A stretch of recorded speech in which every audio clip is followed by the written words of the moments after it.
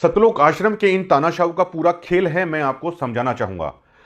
भक्त, भक्त से भीड़, भीड़ से वोट, आवाज उठाई तो पीला पर्चा, और पीले पर्चे के बाद अब एंट्री हो जाती है साध संगति की, जो ये दावा करता है कि वो संत रामपाल जी महाराज के नाम पर सच्ची भक्ति कर रहे हैं। इस मैनेजमेंट के आडंबर और पाखंड से इतर जो संत रामपाल जी महाराज अपने सत्संगों में बताते हैं उसके अनुसार अब ये मैनेजमेंट किस तरीके से कर रही है। ये लोग हाथ जोड़े रहते हैं, ये लोग आपके गांवों में आते हैं, संत रामपाल जी महाराज की पुस्तक लेके आते हैं, गरीबदास जी महाराज की वाणियों को आधार बनाकर जो पुस्तक लिखी गई हैं, आपके हरियाणा में जन्मे संत की ही ये पुस्तक लेके आते हैं। गरीबदास जी महाराज की वाणियों को आधार बनाया जाता है, हरियाणा के ही संत पूर्ण ब्रह्म संत रामपाल जी महाराज की ये पुस्तक लेके आते हैं, हाथ जोड़े रहते हैं। अगर आप वहां पर इनकी श्रद्धा को देखेंगे तो आप नतमस्तक हो जाएंगे कि भक्त इन्हें कहा जाता है, और बहुत सारे उसमें असली भक्त होते भी हैं मैनेजमेंट से इतर।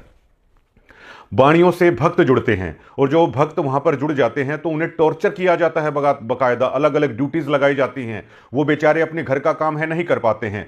सतलोक के नाम पर ये मैनेजमेंट समागमों में उनका खून भी निकलवाती है, उनकी जेब से उनकी खून पसीने की कमाई दान की महिमा पर उसी बाणी के आधार पर यह मैनेजमेंट निकलवाती है, क्योंकि वो उस बाणी से जुड़े हैं।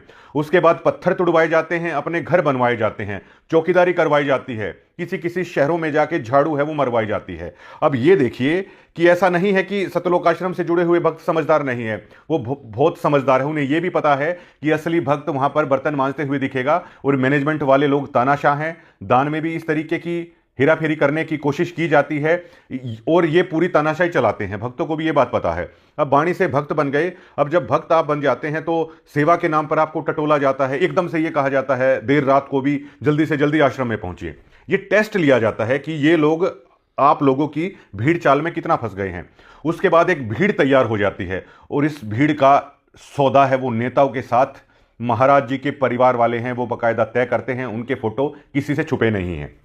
उसके बाद नेताओं से सौदा तय किया जाता है। जिस तरीके से रोहतक की पहरावर में जो रैली हुई थी, वहां पर सतलोक आश्रम के भक्तों का सौदा है वो तय कर दिया गया था बीजेपी नेताओं के साथ में। उसके बाद वो जब भीड़ हो जाती है और भीड़ चाल में चलना वो सीख जाती है, अपने गुरु महाराज के सत्संगों को भी वो भूल जाती है कि उन्होंने क्या शिक्षा देके वो गए हैं, वो एक भेड़ चाल में तब्दील हो जाती है।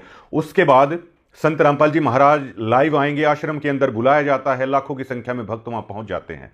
उसके बाद जैसे ही वो सत्संग खत्म होता है तो भक्त हैरान हो जाते हैं, हरियाणा रोडवेज की सैकड़ों बसें आश्रम के बाहर है वो खड़ी मिलती हैं।